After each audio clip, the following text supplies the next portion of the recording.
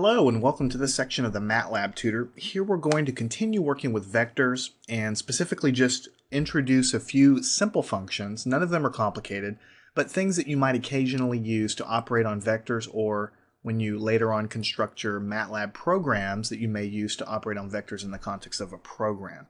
So try to keep that in mind when we introduce some of these pretty simple functions. They're not so much something you do on a homework assignment. It's something you might use when you code Matlab to perform a function.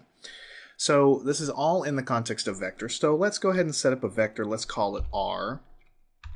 And the vector can have, any number of elements. Let's say we'll do 1, 3, -4, 8, something like that. All right. So we've defined a vector. It tells us the R vector has 4 elements, and the 4 elements are labeled there. And the first thing we want to talk about is you can tell by looking at this vector that it has 1, 2, 3, 4 elements. All right, you know this. But if you're writing a program and you're doing mathematical operations on a vector, maybe you're not sure, maybe your code does not know ahead of time how many elements are in a vector. So if you ever need to figure out how many elements are in a vector without you actually counting them on the screen, you just use the function length. Length in the context of Matlab means how many elements. So you just say length, pass it the vector R, and Matlab will tell you this vector has length 4. All right. If you create a new vector, something like this, with many more elements, and you tell it, okay, let's find the length of S, then it'll tell you have 7 elements in the vector S. 1, 2, 3, 4, 5, 6, 7. There you go. All right. Let me clear the screen. The next thing you might have an occasion to use would be if you have some vectors. Maybe you want to know, vectors are long strings of numbers. We've already exposed the fact that vectors dealing with, X, Y, Z in terms of physics, that's what we typically use vectors for early on. But the broader definition of vectors is just a giant list of numbers, one singular list of numbers. It could be the grades in a classroom. It could be the height of your students in centimeters. Maybe you have 50 students, so you might put that in a vector, which is just a listing of numbers. So you might want to know what is the minimum value in this list of numbers. So you might say, all right, I'll take the minimum value of S.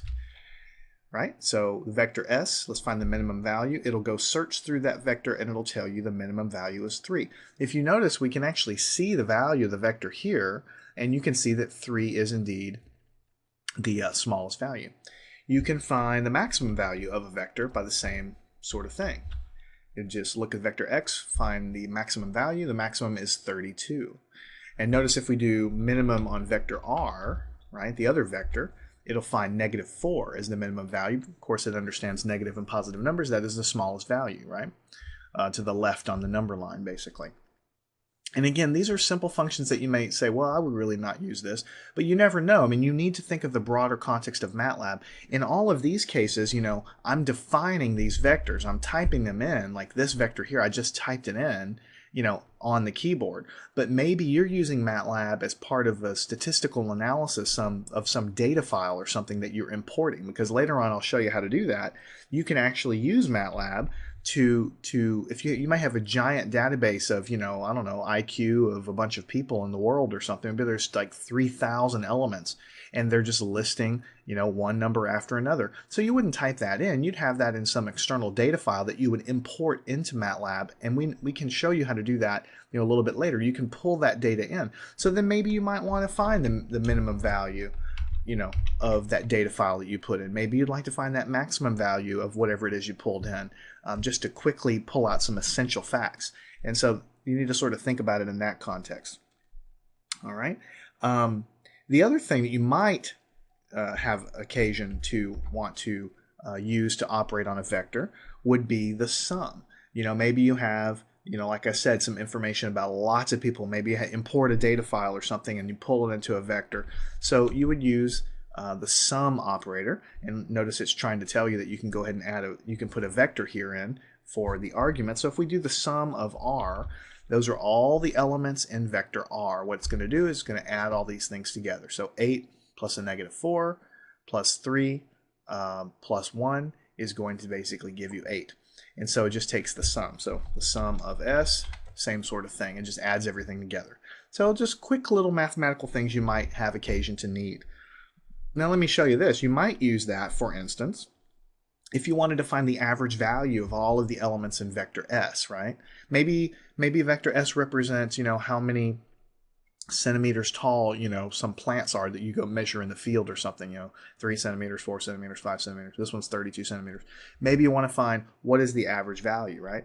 So one way to do that would be to take the sum of elements in S, and then that result, you just divide it by, what do you think you would divide it by? Well, you need to divide by how many elements you have. Now we have 1, 2, 3, 4, 5, 6, 7 elements, right? So we can take the sum of those elements, divide by 7, and we get an average value of 8 overall.